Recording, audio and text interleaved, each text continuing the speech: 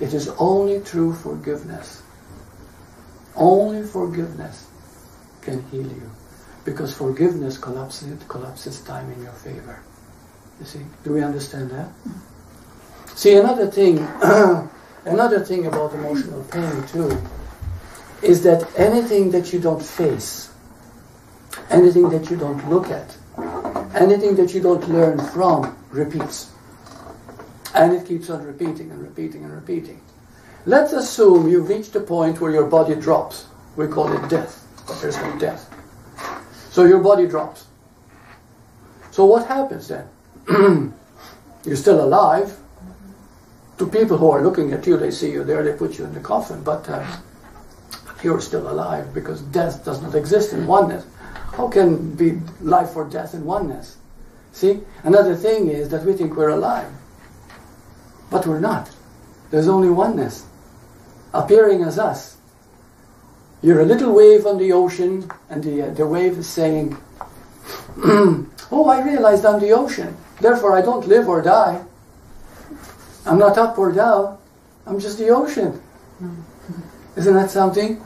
You know, Jesus said something so beautiful, and when I first read it a few years ago, I never forgot it. And it says, the greatest mystery is how Christ lives in every heart. You see? Because the Christ, or oneness, that's another word for oneness, which appears as human forms, you are that oneness. So you never had a beginning and you never have an end. You just appear and then disappear for a moment, but you don't disappear to yourself. You just disappear to the ones that have known you in that particular lifetime. And then you appear again. But one thing that we have to understand is that we are living a written script. You know what it means, a written script? It means the life you're living now, you've already lived it. It's already lived. You live it over and over and over again.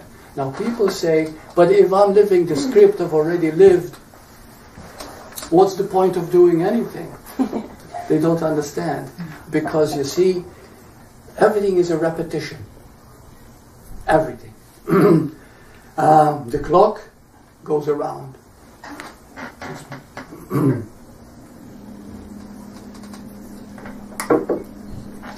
And it creates clock time. The earth rotating around the sun, creating seasons, days, weeks, months, years. The body goes to biological change through the process of change itself, because everything is changing. And because everything is changing, then we think that time is going by.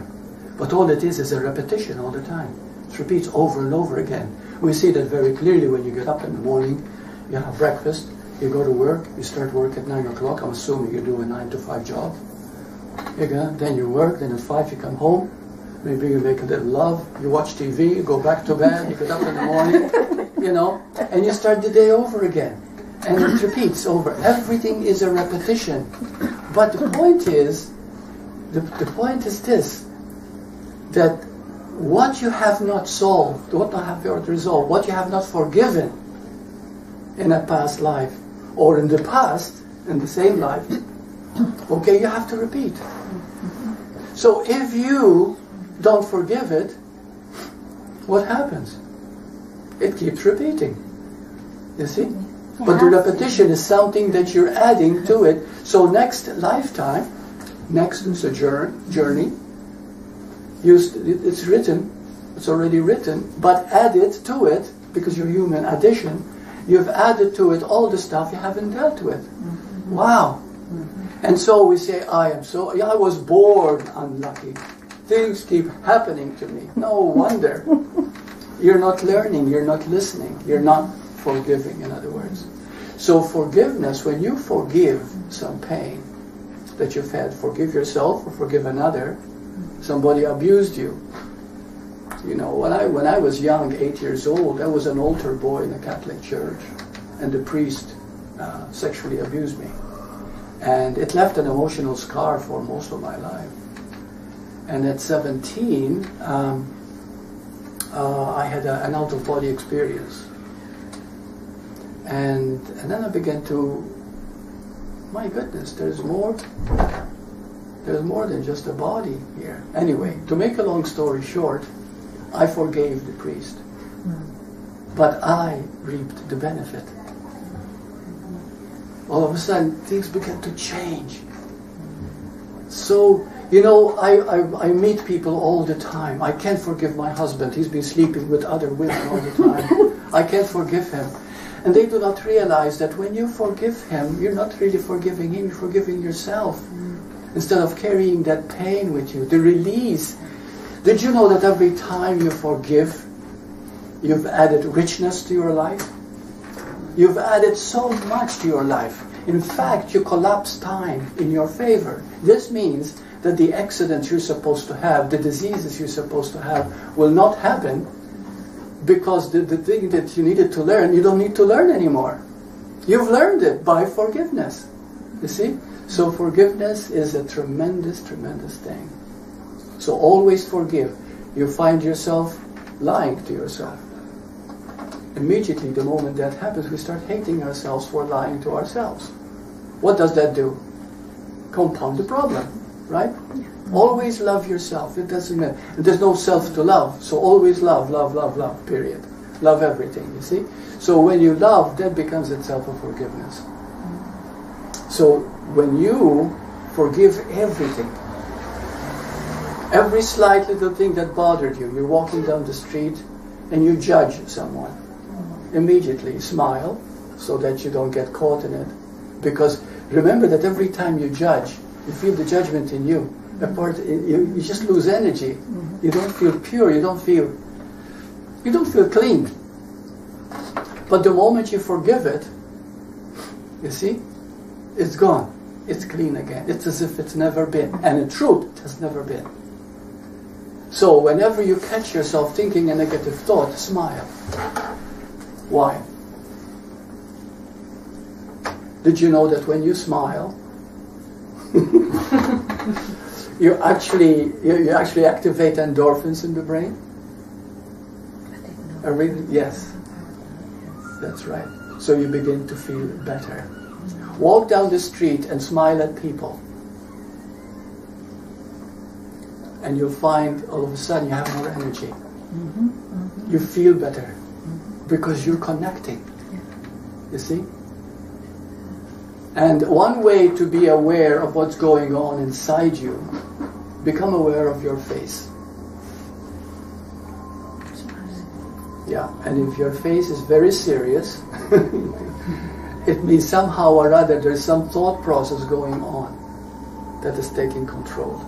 It is so subtle, but the more aware you become, the more you're able to forgive. The more you forgive, the cleaner you become. And then everything that you've ever wanted, love, peace, joy, happiness, fulfillment, it's not addition that has brought it about. It is the forgiveness that has brought it about. Because the moment you clean yourself, all the things that you always wanted are there. And they just surface. See? So, are there any questions? Is that very clear about emotional pain? How it is a separation from the oneness, that is a separation from God, from truth, from now. Yeah. I have a question about emotions. When you were saying earlier, for instance, like how you appreciate animals and you, not you, but when you're in that place, how everything is so beautiful. Is that not an emotion? Yes. The same as is a negative emotion would be? Like it's no. Still emotion. See, a negative emotion, let's look at it in a very positive way, okay? Whenever you feel fear, because all negative emotions all come from fear, okay? It's all fear-based. Make it very simple. There's only love or fear, okay? All negativity, everything that is, quote, takes energy from you that is not, quote, good, is fear-based. All right. But what is fear? Go into it and explore it. Or you can you can define it in many ways. I'm not getting what I want. I think I'm going to lose something. But in truth, fear is a frustration of love. I don't feel loved, I don't feel wanted, I'm afraid of rejection, afraid of being whatever. It is actually like pure self-rejection. Yeah, pure self-rejection. Yeah. Right. So to go back to what you said, there's nothing wrong with emotions. All right? But emotions, see, what is an emotion? Okay? Emotion. Motion of energy. Energy, motion. So emotion is the body's reaction to thoughts, to feelings.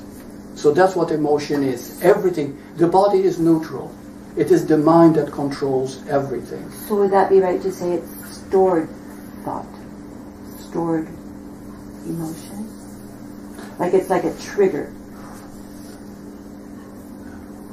Like trigger. Like for instance, if I become afraid, it's something that's reminding me of what I'm afraid of. Yeah, fear. So Yes, that's what I mean. fear. Okay, yeah, you're right. Yeah, fear is stored. Yeah, love is not stored. Okay. So now love you is might say, but expression. isn't love emotion? No, true love is not an emotion. Well, true love would be oneness. True love is oneness. So like it's Right. You feel pure. another one. When you look at another, you see yourself. That's true love. That's complete unconditional love. You see? When you look at another, you see yourself. Okay? That's pure love. The total connection, the total knowing of oneness. An emotion, like a fear emotion, immediately the extent of that fear takes the body over completely. Okay, because emotion, it doesn't mean I'm feeling the emotion just here or there. You feel it totally when you feel fear. Okay? In the same way with emotional love, but emotional love also has fear in it. You know how often we go out and you get infatuated with someone, you know. So you're really turned on by the someone, you're very attracted, you like them a lot, you know, you feel this love happening. But at the back there's fear. What if they don't like me as much? What if they leave me? What if they don't share the same feelings? You know what I mean? So there's always, with emotional love there's always fear. With pure love there's no opposite. You see? That must be though very challenging to keep that separate. You don't keep anything separate. You don't do anything. I mean, you know, not to See, keep it, but this is the to thing. live, you know, it must be constant practice to live. No. In the beginning, all you need is awareness. There's Yeah, nothing to do. There's nothing to do because there's not even you that does anything. Well, I've got a quick question. Yeah. You mentioned you left your body when you were 17. I did too. I physically died and I left my body. And what bringing it back together with this conversation is it's the subtraction of all of the illusions that we have to get us back to our original source of oneness. That's right. And yet, when I physically died, I didn't dissolve into the oneness. I was still apparently this separate consciousness, albeit at peace. I was totally at peace. But it did feel separate. It still felt like I was me. Separation is always there because it's consciousness. Consciousness is separation. Right. Awareness isn't. Right. So it's Okay, because awareness is the Christ. Remember the saying of Jesus? The greatest mystery is how Christ lives in every heart. Okay, the 7 billion humans on this earth, they're all aware. They're all aware that I exist. Everyone says, I'm aware that I exist. Okay? They're aware that they exist because existence is the oneness. And existence is not an existing thing. The body is an existing thing. But you are not an existing thing. You are existence itself. See what I mean? So in truth, you're not living. So you cannot die. Because you're beyond birth and death. You see? But you're appearing as a form. As long as you're appearing as a form, you are consciousness. And consciousness always feels separate. But separate only in terms of that body and my body. But But when you begin to realize that you can be outside of the body, yes, when you're outside of the body, you still feel the separation, very good. But at the same time, you realize that you're connected. You see? Because consciousness and awareness are the same. Not the same, sorry, they're one. See, awareness is, are we aware of what awareness is? Awareness is not something. The moment you become aware of something, it becomes consciousness. It becomes thought. The moment you think about that thought, you become the thinker. The moment you are a thinker of that thought, that's ego. You see? Now, then we might say, I'm just referring to you, he says, oh, that's remembering all that, that's hard work. No, I when you were saying that though, I found that the moment just the words you say, I could hear that word or I could feel that word. Like, if you feel it, you don't have to remember it, you don't have to do anything about it. The thing is that people gain so much information and they say, oh my goodness, how am I going to live this? So much information, yeah, because it's intellectual, it's a doing. Feeling, knowing, has nothing to do with doing. You see, the doing comes automatically from that awareness. Awareness is totally effortless. Yeah, that's the word. Totally effortless. Because it is your natural state. There's nothing for you to do but to be. You see? For example, if you go away and you try to remember what Burt said, it's not something I encourage you to do. You see? But when you listen, that's the beautiful thing, is when you listen, you retain whatever your soul is ready to attain. When I say soul, there isn't really anything like a soul. It's only an individualized mind. The separation that you think you are, the consciousness that you are. So that's what we call soul, okay? So your consciousness, the entity that you are, when you begin to feel it, if right now when I talk you really listen, and you begin to feel it inside you, yeah, okay? That stays with you. And it begins to increase, and your intuitive heart will begin to say, yeah, you begin to gain your own, because there's nothing that I'm saying that you don't already know anyway. You see? The reason I can put it in words is because it's my job. I do this work, you know. That's all. But I'm not wiser or no more than you do.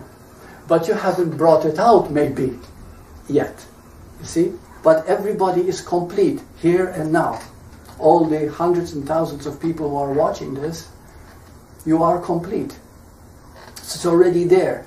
But when you listen, that sense of completion starts to come to you. You don't need to do anything. All you have to do is be. You see?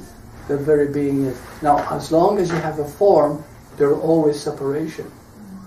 There was a time when I thought, yeah, the world has disappeared to me, but it's still there. But now I know it's not real. See, and that is the difference. But nothing changes. Nothing really changes. But except that you see clearly now, that is the difference. You see, and when you see clearly, you are free.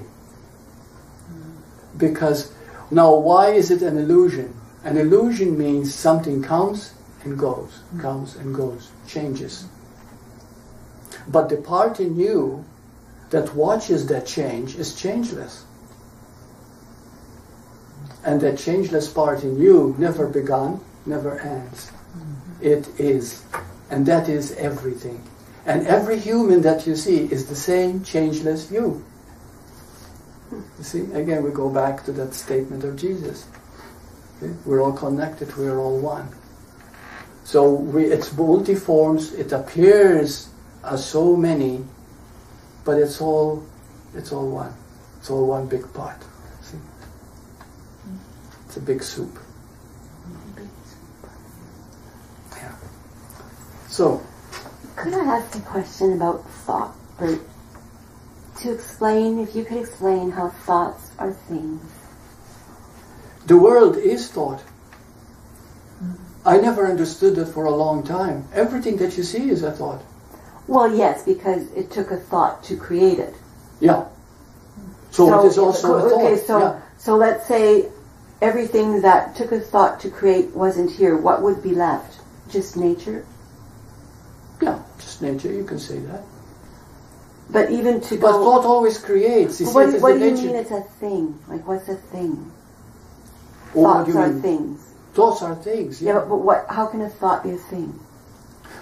Because, okay, I'll prove it to you for a moment. Okay, right now you're listening to me and you're feeling okay, right? Yes. Okay, now all of a sudden I say to you, oh my God, you look so pale. Are you sure you're not sick? Oh, I think I see you, something's going wrong with you. So you're thinking The moment you believe it, the moment you think it, you begin to feel something wrong in your body immediately, right? Well, it is a I thing. know that I'm not pale, and I know that I feel okay, so... But suppose you believed me. Yeah, well, no, if I believed you, it's like, oh really? You know, right? Yeah, if you didn't believe me, that's fine. So what you just said was... This is what I mean. The moment you believe a thought becomes a thing. A thing. Because it becomes a belief. A belief always materializes. Mm-hmm. It always manifests. That's the law of attraction. You can't help that. That's the law of mind. Okay? You always attract. Your life is a perfect picture of what you have thought. So you thought that, and it became a thing. It always does. So it can be this thing continues being a thing? Like if thoughts are things. Thoughts are things, I mean, I'm just trying to really get that. Like when you say a thing, to me a thing is a thing. Like you mean something that you can touch? Well, touch or... But anything that you can touch, everything came from the nothingness. From nothing. Mm-hmm. Okay, we know that. Matter is mass. Yes. And Einstein said that. So mass by thinking energy. it, you create it. Hmm? By thinking it, it's created. The moment you think about something, the moment even you observe something with a thought, with perception, you actually change its structure. But other people don't see the change, but you actually have created some form. We are doing that with our mind all the time without knowing. So we're all sitting in this room, so there's things that we've created by each our thoughts? Yes, of course. Mm-hmm. So that's what I guess we were talking about that earlier. So if you feel something, it's because you're sensing a thought. Yes. Oh. Yeah. Yeah. You're sensing all the time. Your intuition becomes so sensitive, so attuned, that you actually know sometimes what people are thinking, how they behave. When I get clients, they come to see me for the first time, they sit down in front of me, I look at them and I know more about them than they know themselves. and I know because I feel them. Wow. Yeah. I feel them. We all have that ability. This is not something special. No, but I guess I never really, I could never really get that about thought. So we create our own, you everything is a thought. Emotions. Everything is mind that appears. Everything is mind. Everything is mind. Okay, we're not talking about pure awareness, which it's an isness, an eternal thing. Thought is always changing, always creating, always manifesting, always moving. Okay, and when it moves in the body, we call it emotion. So then that sounds like it would be quite abusive, self-abusive, if you're going to be creating your own thoughts to do that to yourself. Well, I mean, this is what we're doing all the time. We create our own sickness. We create our own reality. Mm-hmm. We create our own life by how we think all the time. Mm-hmm. And the moment you believe it... I mean, I kind of knew that, but I didn't get it. Yeah, I'm hearing it, yes. Yeah, yeah, it's there. And you can feel other people's thoughts. Mm-hmm. But you just look at them and you can feel what's coming through. Not specifically, word for word. It's just you get a feeling, an overall feeling of what's going on. But I used to always, in that self-centeredness of the ego, I used to always think it was about me. But it's always about you. No, if you're feeling it, it's not about you, it's what you're feeling. Right? Yeah, but it's you feeling it. Yes, but it doesn't mean that... It doesn't mean it's not there. Right? I mean, it's not that you're creating it, I mean. Nothing is really there that is a thought. This is why the world is not really as much there as we think it is. Everything is just a thought. Everything is mind. Everything. I know it's a hard one, but it's something that you can begin to understand with your heart. Yeah. Everything is mind. The moment you start looking out into the world, everything that you're seeing and experiencing is in the mind. And there are no people out there. There's only your mind manifesting those people that seem to be out there. You see? How can we put an example so that we can begin to understand it?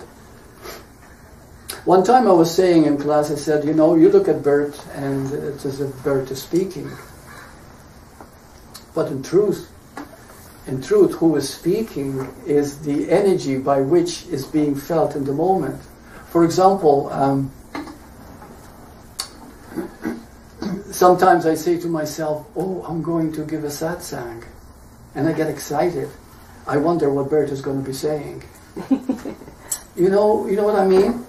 Like, I had an idea today about that question, you see, because he asked the question, so I wanted to focus on it. And I promised some people who are watching the videos that I was going to talk about it. But I never know exactly how it's going to turn out. So, in other words, we begin to develop a trust in our intuitive ability. And then that's what I call the Holy Spirit, okay? You know, the Holy Spirit, whole and its spirit, is the now itself, is the I am of you. And you can trust it so completely. And you can say, suppose you're going to give a talk, suppose you're going to make a presentation. And you can say, okay, Holy Spirit, you're going to take over. And you believe it. The moment you appear and you start talking, something just takes over. Within 5 minutes, you disappear, and this energy starts moving through you. You see? So who's really talking? I mean, it seems to be coming this way from this vocal cords, but the energy from which it's coming from, which is coming from the Holy Spirit, the I am that is talking, is also you. This is why Khalil Gibran said, in truth, it takes two people. One to speak it and one to listen to it. But they're both the same. They're both needed, you see? So, in other words, what is actually happening when you surrender to that which you are, it begins to take over. It's effortless, you know. That's the beautiful thing about, you know, sometimes we look upon a spiritual teacher as someone special. You know, they know something we don't. But in truth, we all know everything. And the only difference is that the so-called spiritual teacher has been doing it so long that now he has learned, or she has learned, to trust. And that's the key. That is all. You have learned to trust that energy to speak through you, to come through you. You know, sometimes I get people, they say, Burt, I'm doing some hospice work. And I don't know what to say to these people who are dying.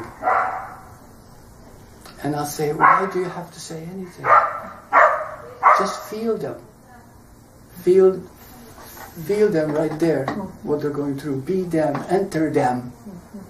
And then the words will come. All you have to then, because love, you begin to feel the love, the connection. And the connection and the love will speak through you. See? Let go of yourself, right? Let go of yourself. That is it. It's always letting go of the ego, part of you. Because that's always in the way. That's so unreal. It's always a put on, a facade, a veneer. It's never real. You see?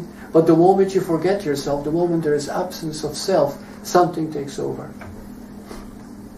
See? So if you were going to give a talk, a public presentation, sometimes people, they do a better job if they prepare the opening statement and the body of what they're going to say, and then a closing statement and repeat what they said in the body. Would you just trust it, forget all that, and just jump into it? Yeah. Yeah, Yeah, but that requires tremendous trust, you That's for see. sure. Yeah. When you acquire that trust, then it has a beginning, it has a middle, and it has an end. It just happens. You know, some writers say the same thing, you know, especially fiction writers. You know, they're writing for a while, and before they know it, they say, well, I've been writing now for 20 years, but now what happens, I create a character that comes to me intuitively, and that character takes over, and I just write what that character is doing. And before I know it, I have a bestseller. You see? So it does happen that way. When we trust the energy, and the energy takes over. And everything is happening through that oneness. So I call that energy that helps us, I call it Holy Spirit. See, so when I get up in the morning, I say, Holy Spirit, you're in charge, you're the boss. You tell me what to do today. And if there's something I need to forgive, you tell me, you remind me. And it never fails. It never fails. I'll give you an example how the Holy Spirit reminds me. A few days ago, I have shorts, you know, and I'm old-fashioned. I like short shorts, and they're pretty big. And as I was walking along, there's an old age home, you know, goes by, and the man was sitting there in the chair, and he said to me, he said, "You got chicken legs."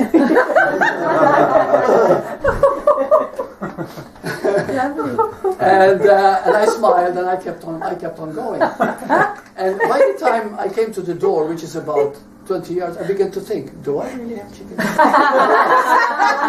And immediately the Holy Spirit came in, and it says, you're becoming conscious of yourself. Yeah. Forgive it. I smiled, it went away, and I felt good. It's gone. See? So this is it. When you start trusting the Holy Spirit, it just takes over. And it's a beautiful thing. I got whistled at one day by a couple of guys, and I thought, I'm not going to wear shorts anymore. Oh, really? I just imagine I got these skinny little legs, and these guys going, you know.